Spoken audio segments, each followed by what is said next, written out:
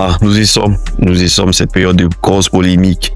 À l'annonce du Ballon d'Or, il y a toujours cette période d'animosité. Normalement, cette période-là c'était censé être une période de festivité, vu que on aura les lauréats, des joueurs qui ont performé cette saison.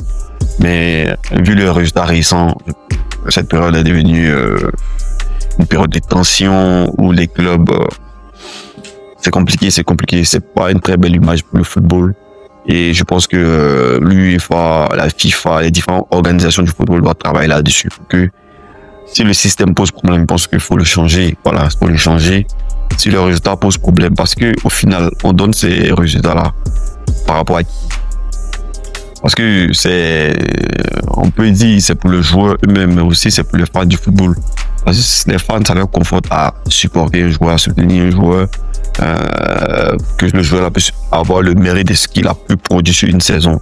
Mais lorsqu'on voit que les différents résultats de cette saison créent beaucoup plus de polémiques, divisent des communautés, séparent des joueurs, créent des tensions entre les joueurs, au final, les différents résultats, que ce soit le Ballon d'Or, Copa et autres, ça profite à qui? Si ce n'est que un groupuscule de personnes qui font les choses dans leur intérêt au détriment des joueurs eux-mêmes et des fans du football.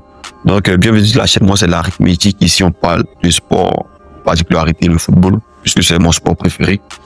Voilà, donc n'hésite pas à t'abonner, à partager, à liker si le contenu te plaît. Voilà, donc comme je le disais tantôt, nous sommes arrivés à la phase de distinction. Voilà, ce qui aurait dû être une période de festivité, mais c'est pas le cas. Mais qu'est-ce qu'on peut y faire?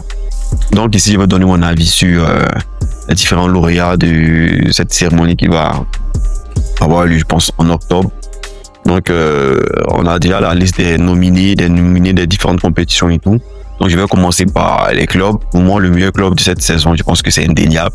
C'est le Paris Saint-Germain. C'est le Paris Saint-Germain qui a fait une grosse saison, qui a tout remporté en dehors de la Coupe du Monde des clubs. Je pense que ils auraient fait une saison parfaite, mais hélas, Chelsea a montré un beau challenge, a montré de l'adversité et tout. Et c'est bien de voir des clubs tels que Chelsea réunis au sommet du football. C'est toujours intéressant de voir comme ça des anciens clubs qui avaient, entre guillemets, disparu, revenir au plus haut niveau, à l'image du Milan AC, de l'Inter de Milan et autres. Donc, franchement, c'est beau à voir. Je pense que les années à venir, tous les anciens clubs historiques reviendront et ça créera vraiment un bon challenge. Maintenant, bon, deuxième meilleur club, je pense qu'il y a le petit Chelsea pour une très très bonne saison. Et puis le FC Barcelone qui, franchement, a été vraiment hors norme. S'ils avaient gagné la Ligue des Champions, je pense qu'ils seraient les premiers de ce classement-là. Donc, le meilleur club pour moi, c'est le Paris Saint-Germain, sans débat. Ensuite, on passe qui a été le meilleur gardien. Le meilleur gardien, je vais commencer par le troisième meilleur gardien. À mon sens, je pense toujours que c'est Thibaut Courtois, même s'il n'a pas gagné du titre national. Je pense qu'il a montré qu'il est toujours un gardien hors norme. Voilà, il fallait qu'il gagne seulement une compétition pour être beaucoup plus haut dans ce classement. Pourquoi pas le meilleur? Maintenant, Thibaut Courtois, franchement, quelle longévité, que de performances. Franchement, il n'y a rien à dire sur Thibaut Courtois. C'est un excellent gardien. Ensuite, en deuxième meilleur gardien, il y a Yann Sommer, qui a fait une saison historique avec l'Inter de Milan, même s'il n'a rien gagné. C'est ce qui est dramatique pour ce gardien-là, qui a fait une campagne de Ligue des Champions incroyable. Cet aller-retour contre le Barça a été vraiment quelle performance majestueuse pour lui. Finalement, ils se font humilier en finale de Ligue des Champions, ce qui fait que finalement, la performance annuelle a été désastreuse. Voilà, parce que finit sur 5 buts dans la Ligue des Champions. C'est compliqué à avaler. Donc, le meilleur gardien est Gigi Donnarumma qui, malgré tous ses détracteurs et tout, a tenu la trajectoire haute, a permis à ce Paris Saint-Germain là de remporter en fait cette Ligue des Champions. Il a été vraiment incroyable dans un match. Il a eu des arrêts qui n'ont pas été trop médiatisés, mais il a eu des arrêts clés à des moments clés. Voilà, ce qui fait que pour moi aujourd'hui, il est le meilleur gardien du monde. Ensuite, on va attaquer la zone à polémique. Il y a le trophée Copa. Le trophée Copa, honnêtement, le meilleur jeune joueur actuellement, je pense que c'est Lamine Yamal. Mais les critères sont que il y a la performance, il y a les trophées remportés et tout. En termes de trophées remportés, en termes d'évolution, des joueurs qui passent, qui deviennent matures dans son jeu, voilà, je pense que Lamine Yamal est sur le Lamine Yamal de la saison dernière à celle de maintenant. Il y a une grosse évolution, mais on sentait ça venir en fait. Mais pour moi, le joueur qui a eu la plus grosse évolution, je pense que c'est Désiré Doué. Parce que ce qu'il a fait l'année dernière et là maintenant, il y a eu un gros changement. Le gap est abyssal en fait. Il y a une évolution qui est incroyable. Lamine Yamal, elle est sur un processus voilà, classique en fait. Même si en fait, il est de plus en plus performant. Or, Désiré Doué, honnêtement, lorsqu'on parlait de lui et tout, je ne m'attendais pas à le voir à un tel niveau ou puis aussi rapidement, surtout que le mec est latéral droit en fait et on le fait changer de poste et tout ce qu'il a montré là en une saison, je pense que c'est incroyable. Donc pour moi, le trophée Copa revient à Désiré Doué, même si Lamine Yamal est au-dessus de lui sur le plan technique à tous les niveaux. Lamine Yamal était bien mieux joué que Désiré Doué, mais c'est sur la saison, les trophées gagnés et tout, parce que Désiré Doué gagne tout en championnat plus la Ligue des Champions. Donc je pense que à cause de la Ligue des Champions, on ne peut pas ne pas la donner à Désiré Doué. Pour moi, on ne peut pas ne pas la donner à Désiré Doué. Donc mon classement c'est, comment je dirais-je, João Neves en 3, Désiré et Lamine Yamal en 2 et Désiré Doué qui remporte le trophée Copa. Maintenant, à vous de donner votre avis en commentaire. On va attaquer le gros morceau. Le gros morceau, il est décidé de faire le top 10. Voilà, pour le top 10 parce que je pense qu'il est important de voir tous les joueurs qui méritent dans le top 10 du Ballon d'Or cette année. Et pour moi, si un de ces joueurs-là ne se trouve pas dans le classement, je pense qu'il faudrait revoir ce classement. Voilà, soit les gens n'ont pas regardé les matchs ou ils font du fanatisme. Voilà, ils font du fanatisme stupide en fait. Voilà, parce que c'est impossible pour que ces 10 joueurs-là ne se trouvent pas dans le top 10 du Ballon d'Or. À commencer, pour moi, en 10e position, je mets Jude Bellingham qui a eu une saison assez moyenne, mais il a été toujours performant. Il était toujours performant, il était au niveau, il a des performances incroyables à certains moments, mais il n'a pas eu cette importance-là qu'il avait l'année dernière. Mais je pense que la venue de Kylian Mbappé a automatiquement fait baisser ses statistiques parce que l'année dernière, sans Benzema, il jouait beaucoup plus haut, il était quasiment le 9. Donc, je pense que c'est logique un peu dans ses statistiques. C'est pourquoi il se retrouve à la 10e place, moi. En 9e place, il met Désiré Doué, qui est pour moi aujourd'hui, peut-être tu vas trouver cela un peu incohérent que Désiré Doué soit aussi bas, vu que forcément Lamine Yamal sera derrière lui. Mais je pense que ça s'explique par ici l'envergure des votes en fait. Parce que le trophée Copa est désigné par les anciens vainqueurs du Ballon d'Or. Or, le Ballon d'Or est désigné par des journalistes. Voilà, donc sur le plan international, je pense que, comment dirais-je, sur le plan international, la performance de Lamine Yamal a beaucoup plus eu de l'impact dans tout le monde entier. Voilà, même s'ils ne sont pas allés au bout, mais ils ont eu de l'impact sur tout le monde entier. Et le fait que le Paris Saint-Germain gagne cette finale de façon facile n'a pas vraiment aidé Désiré Doué. Voilà, même s'il a été incroyable dans la finale, il a été quasiment, pour moi, il a été le meilleur joueur de loin de cette finale-là. Donc voilà un peu pourquoi je mets Désiré Doué derrière Lamine Yamal dans le classement du Ballon d'Or. Parce que c'est pas la même personne, c'est pas les mêmes personnes qui font le vote en fait. Voilà, donc c'est un peu la raison. Donc en 9e position, je mets Désiré Doué. En 8e position, je mets Lautaro Martinez qui aurait gagné un Ballon d'Or s'il avait remporté la Ligue des Champions parce qu'il a fait une saison incroyable, même s'il ne gagne rien au championnat. Mais son parcours en Ligue des Champions, le fait de revenir de blessure comme ça et tout donner pour éliminer le Barça dans cette demi-finale incroyable, il aurait mérité le Ballon d'Or. Donc, vu qu'il perd la finale 5-0, il passe à la 8e place. En 7e position, je mets Vinicius Junior qui a été moins bon que la saison dernière, mais ça peut se comprendre lorsque tu te fais voler comme ça le Ballon d'Or. C'est logique que tu aies des séquelles en fait. Et je pense que Vinicius est dans ce processus-là pour se rétablir.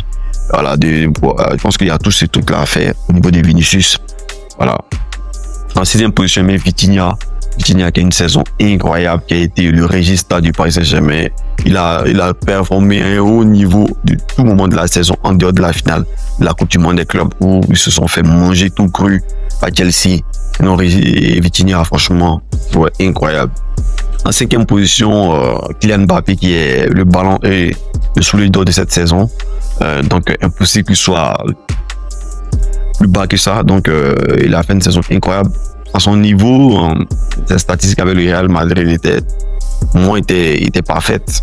Voilà, c'est l'équipe, le manque de cohésion, le manque de décisions fortes pour pas Carlo Ancelotti qui ont créé un peu, en fait que le Real Madrid n'a pas pu atteindre ses objectifs. Mais je pense que si l'effectif est beaucoup plus discipliné, chacun sait où il doit jouer, tout est plus clair dans le positionnement des uns et des autres. Je pense que Kylian Mbappé va continuer à progresser et je pense que cette saison à venir là, on pourra compter sur Kylian Mbappé.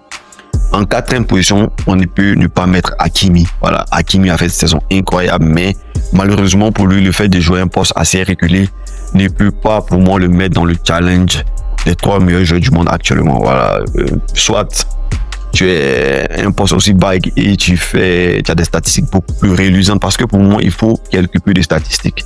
Voilà, c'est difficile de donner un ballon d'or, surtout qu'il y a d'autres joueurs qui ont eu des statistiques en norme à des postes beaucoup plus avancés parce que, voilà, donc Hakimi, malheureusement pour lui, son poste ne lui permettra pas d'aller plus haut que ça, que la 4e place. Voilà, tu me diras si tu as d'autres arguments en commentaire, il n'y a pas de souci. Voilà, donc pour moi, c'est un peu ça. En troisième position, bon, je vais vous donner la deuxième position avant de vous donner la troisième position. En deuxième position, pour moi, c'est Rafinha. Voilà, pour moi, c'est Rafinha parce que Rafinha, il fait une saison incroyable. Et on ne peut ne pas le récompenser pour cette saison incroyable. Ce que Rafinha a fait à tout moment. Et Rafinha permet à Lamine Yamal de revenir parce que la saison de Lamine Yamal a été très bizarre. Au début de saison, il est performant. Ensuite, au milieu de la saison, il baisse en intensité, en niveau, il baisse en tout. Il est quasiment invisible. C'est sur la fin de saison que Lamine Yamal termine fort. Mais celui qui a été constant du début de la saison jusqu'à la fin de la saison, ça a été Rafinha. Il a permis aux autres qui avaient un peu une courbe assez instable de revenir, mais il a été toujours présent. Il a répondu dans tous les matchs, à tous les postes possibles. Il a su jouer 10, il a su jouer sur le côté gauche, sur le côté droit. Il a su supplier Yamal, il a su supplier Daniel Mo, il a su supplier Ferran Torres. Franchement, Rafinha, pour moi, si ce n'est le capitaine, c'est le deuxième capitaine du Barça à ce moment. Voilà, parce que il a eu une saison incroyable et pour moi, ne pas le féliciter à sa juste valeur, ce serait une insulte au football. Ce serait une insulte au football. Rafinha mérite d'être le deuxième du Ballon d'Or pour cette saison-là. Ou qu'il sache qu'à un moment, il était à ça d'être Ballon d'Or. Parce que pour moi, si le Barça gagne la Ligue des Champions, c'est Rafinha qui est le Ballon d'Or. Donc, il était à ça, une trophée d'avoir le Ballon d'Or. Parce que les performances qu'il a eues tout au long de cette saison sont incroyables. Parce que d'autres diraient que non, Lamine Yamal a gagné l'Euro. L'Euro, c'était la saison dernière. C'est ce qui a permis à Rodri de gagner le Ballon d'Or. L'Espagne perd la Ligue des Nations face au Portugal. Pendant ce temps, même si le Brésil n'a pas de compétition internationale dans cette période-là, donc on ne peut se baser que sur la performance de Rafinha au Barça. Et pour moi, ces performances méritent d'être second Ballon d'Or. Donc, en définitive, la troisième place va revenir pour moi à Lamine Yamal. Parce qu'il faudrait que je sois logique.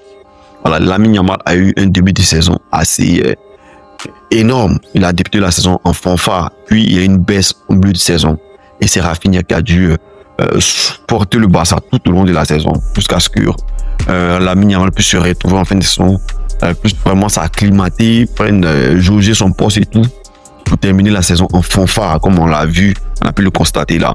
Donc, pour moi, Lamine Yamal est le troisième du Ballon d'Or. Donc, le premier va revenir à Ousmane Dembélé, qui est pour moi le Ballon d'Or sans discussion. La saison qu'il fait est incroyable. Tout le monde sait que Dembélé n'est pas le buteur qui va marquer 40 buts, 50 buts. Non, Dembélé, il est dans d'autres registres. Il est un créateur, un joueur, un ailier, mais il a su s'adapter à tous les postes, en 8, en 10, en 9, en ailier. Il a joué à tous les postes avec un pressing élevé, il a eu des stats. Un double-double, comme on le dit en NBA. Il a eu énormément de passes, énormément de buts. Et franchement, je pense que cette saison-là est à récompenser. Voilà, parce qu'un joueur tel que Ousmane Dembélé ne peut pas se donner à fond pour produire une telle saison et ne pas remporter un Ballon d'Or. Pour moi, ce serait injuste de donner un Ballon d'Or à Lamine Yamal sur ce type de saison, contrairement à la saison qu'a prouvé par exemple Ousmane Dembélé ou Rafinha. Si Ousmane Dembélé ne remporte pas ce Ballon d'Or-là, avec le Ballon d'Or volé de Vinicius, je pense que pour moi, ce serait la goutte d'eau de trop pour cette compétition-là. Et on devra, pour moi, l'abandonner, ne plus lui donner de la force, laisser cette compétition-là sombrer dans le néant. Voilà. Honnêtement, je pense que la cérémonie du Ballon d'Or a une chance de pouvoir montrer sa crédibilité en fait. Voilà, c'est leur dernière chance de pouvoir montrer leur crédibilité. Voilà, Lamine Yamal pourra faire une saison à plus de 20 buts, plus de 15 passes décisives, remporter la Ligue des Champions pour moi, pour être Ballon d'Or. Parce que le talent ne se perd pas, les dribbles ne se perdent pas. Voilà, tu peux passer toute ta vie à dribbler. C'est comme, je l'ai toujours dit, pour moi, le joueur ultime que le football ait connu, pour moi, c'est Neymar en termes de talent. En termes de talent, il n'y a pas de joueur plus talentueux que Neymar.